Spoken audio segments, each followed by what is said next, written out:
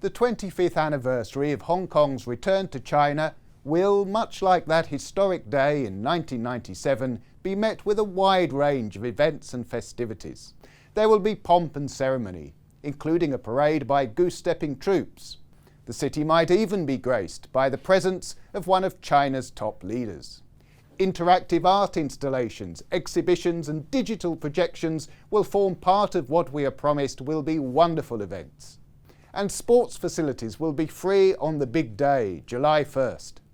But this time, unlike 25 years ago, the festivities will be almost exclusively for internal consumption. Any hope the anniversary would fuel a much-needed influx of foreign tourists has been dashed by Hong Kong's dogged maintenance of pandemic travel restrictions. The city was opened up to foreign travellers on May the 1st, but there are hardly any takers. This is not surprising. Anyone arriving in Hong Kong must spend 7 days in a quarantine hotel. Why would any self-respecting tourist choose to visit the city? They can head to other Asian cities without starting their holiday with an expensive week of incarceration. No one is going to choose 7 days in the airport hotel over a week on a beach in Phuket. Quarantine is not the only deterrent. Hong Kong is still suspending flight routes because of positive cases. This makes travel to the city uncertain and stressful. Getting the right test, hoping your flight is not delayed, and praying you don't test positive on arrival are all part of today's Hong Kong experience. My son is visiting the UK. He had a quarantine hotel safely booked for his return, until he didn't. An email suddenly arrived while he was on holiday informing him his booking had been cancelled. The hotel had scrapped its plan to take arrivals. He was left scrambling for alternative accommodation and had to extend his trip. Every traveller has a different tale to tell.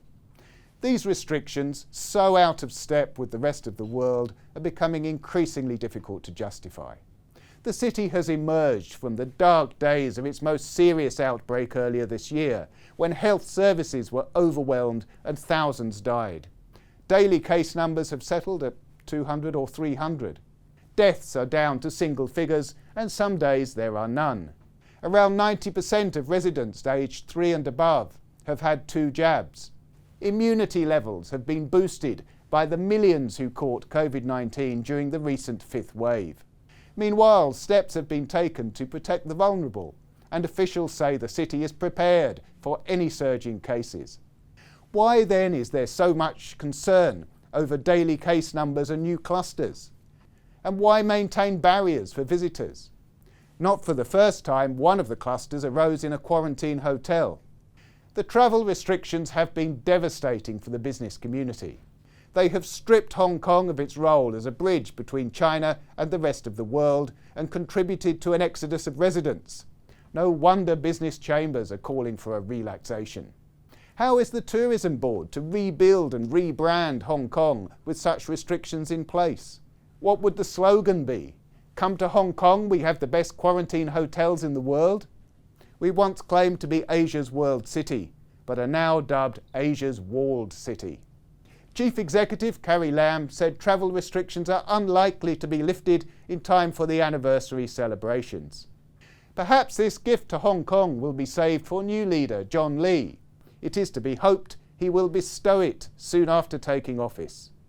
The UK, I am told, had 0 COVID. 0 COVID restrictions, 0 worrying about COVID, 0 even thinking about COVID. Hong Kong has a long way to go. The sooner we welcome visitors with open arms and let them head straight for the airport exit, the better.